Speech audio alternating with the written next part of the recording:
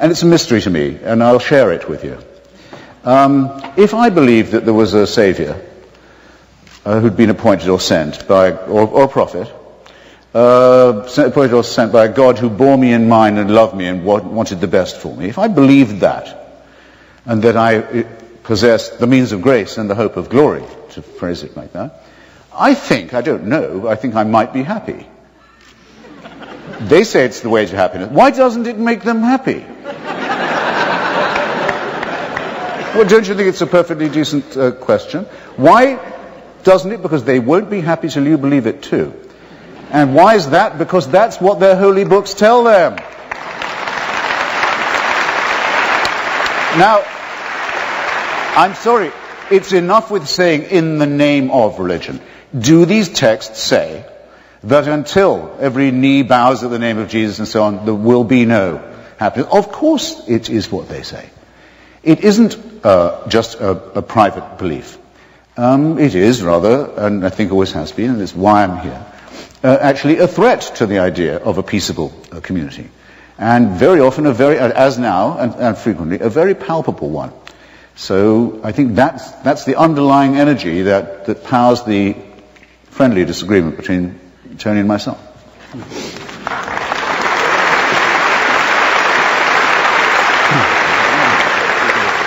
Tony, would you like to come back on that topic of religion and community, or move on to another question? Let's move on.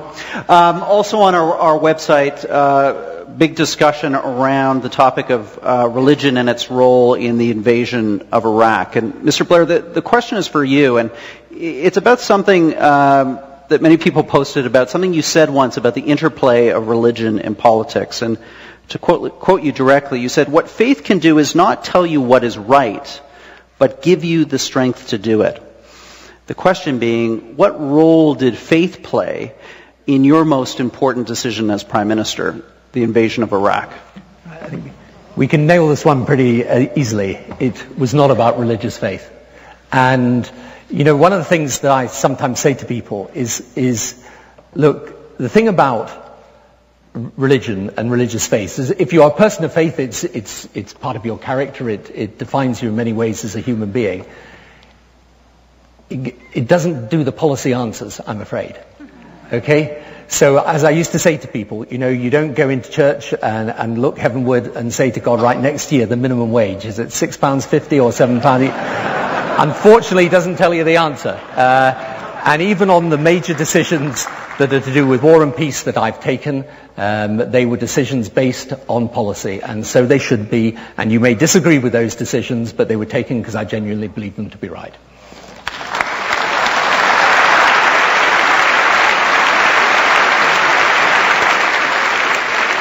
So, Christopher, the natural follow-on question to you is, how did you square the circle, or maybe you didn't, between your support for the Iraq War and, let's say, the current then-President, George W. Bush, and his very public evocation of faith in terms of his rhetoric around the invasion? Well, I don't remember. In fact, I don't think you can point out to me any moment where George Bush said he was under divine order or had any divine warrant for the intervention in Iraq. I'm perfectly certain that he might not have minded at some points giving that impression, but he wanted to give that impression about everything that he did. George Bush is someone who, as with his immediate predecessor, after various experiments in faith, ended up in his wife's church, most comfortable place for him to be. She's after all is the one who said to him, "If you take another drink, you scumbag, I'm leaving and taking the kids," which is his way of saying he found Jesus and gave up the bottle. We know this. We know this to be true. Now, like a good Methodist, I was at a Methodist school for many years myself. Like a good Methodist, George Bush says the following: "I've done all I can with this argument and with this conflict. From now on, all is in God's hands." That's quite different, I think. It would have made him a perfectly good Muslim, as a matter of fact. Combination of fatalism with a slightly sinister feeling of being chosen. Anyway. No, what's striking most to the eye of those who observe the debate on what Tony Blair and I agree to call the liberation of Iraq, is the unanimous opposition of the leadership of every single Christian church to it, including the President's own and now the Prime Minister's own. The Methodist Church in the United States adamantly opposed, the Vatican adamantly opposed, as it had been to the liberation of Kuwait in 1991. Not the first time in the world that a sort of sickly Christian passivity has been preached in the face of fascist dictatorship. And of course, I was very surprised by the number of liberal Jews who took the same about a regime that harbored genocidal thoughts towards them. And if it comes to that, but I'm not the arbiter of what's rational in the mind of the religious thinker, given the number of Muslims put to the sword by Saddam Hussein's regime, quite extraordinary to see the extent to which Muslim fundamentalists flock to his defense. But I don't expect integrity or consistency from those quarters. But those of us who worked with people, with Iraqi intellectuals like Kanan Makia, with the Kurdish leadership, the secular left opposition of the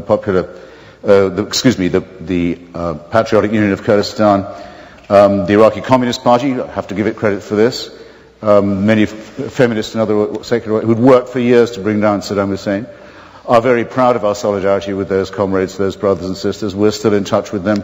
We have nothing to apologize for. It's those who would have kept a cannibal and a Caligula and a professional sadist in power who have the explaining to do. Thank you.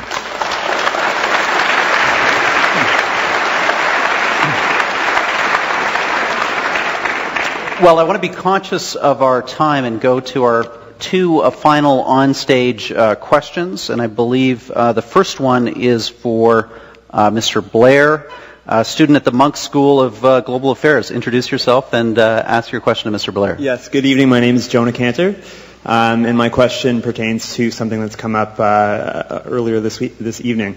Religion on both sides is often seen as an obstacle to peace in the Middle East, and I was wondering what role you believe faith can play in a positive manner in helping to bring peace between Israelis and Palestinians.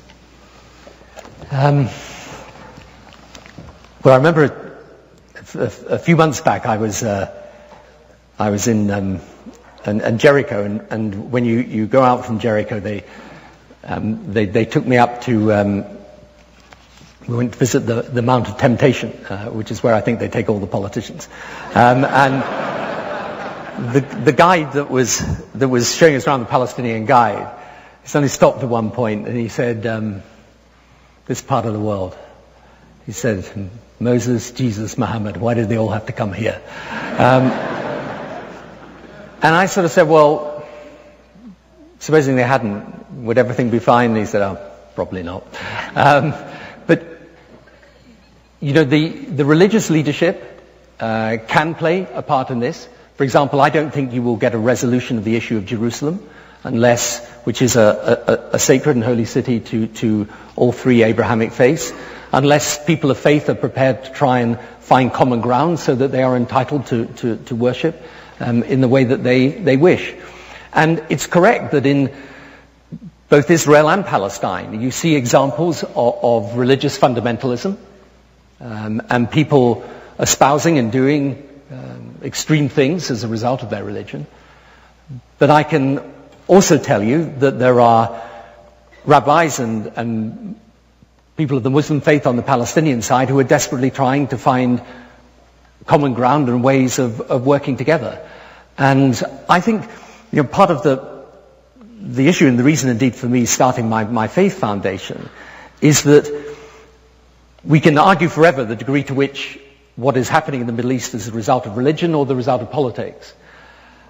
But one thing is absolutely clear, that without those religious faith playing a positive and constructive role, it's going to be very difficult to reach peace. So my view, again, and I think this is in a sense one of the debates that underlies everything we've been saying this evening, is if it is correct that you're not going to simply eliminate religion, you know, you're not going to drive religion out of the world, then let's work on how we make those people of different faiths, even though they believe that their own faith is the path so they believe to salvation, how they can work across the faith divide in order to produce respect and understanding and tolerance. Because, believe it or not, amongst all the examples of prejudice and bigotry that Christopher quite rightly draws attention to, there are also examples of people of deep religious faith, Jewish, Muslim and Christian, who are desperately trying to search for peace, and with the right political will supporting that, who would play a major part in achieving peace. So I agree, a religion has to one degree created these problems, but actually people of different religious faiths working together can also be an important part of resolving these problems. And that's what we should do, and it's what we can do, and in respect of Jerusalem, it is absolutely imperative that we do.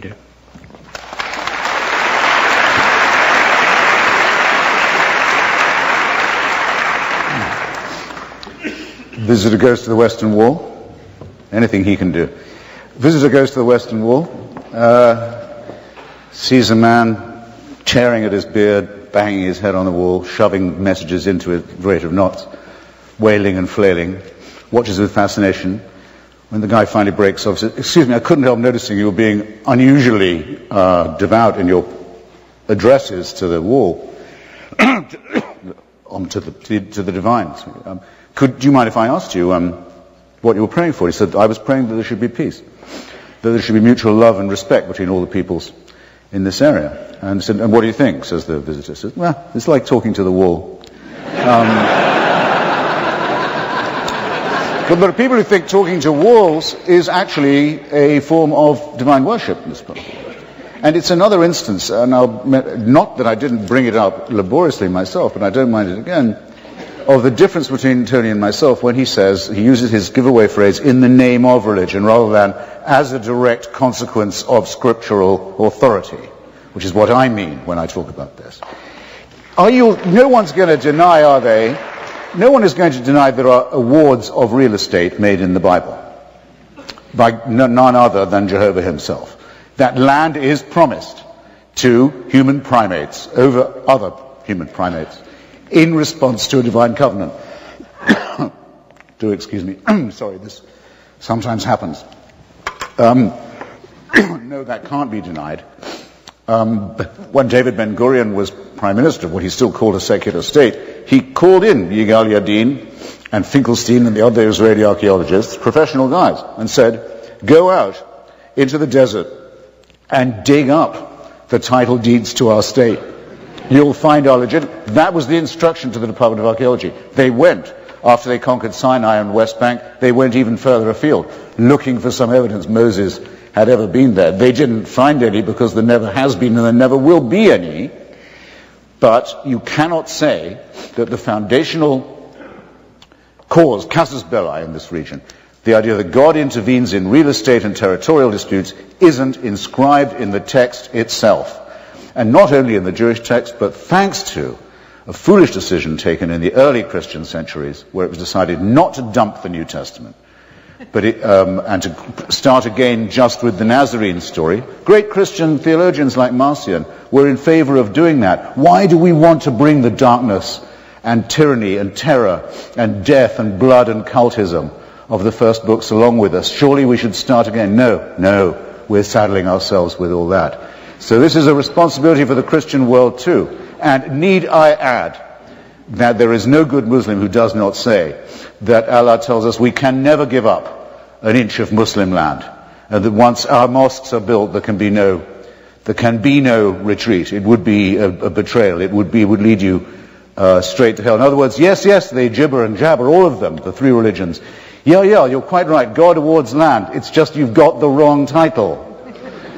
No. This is what I mean when I say the religion is a real danger to the survival of civilization, and that it makes this banal regional national dispute, which if reduced to its real proportions is a nothingness, if it makes that not just lethally insoluble, but is drawing in other contending parties who really openly wish, for an apocalyptic conclusion to it, as also bodied forth in the same scriptural texts. In other words, that it will be the death of us all, the end of humanity, the end of the world, the end of the whole suffering vale of tears, which is what they secretly want.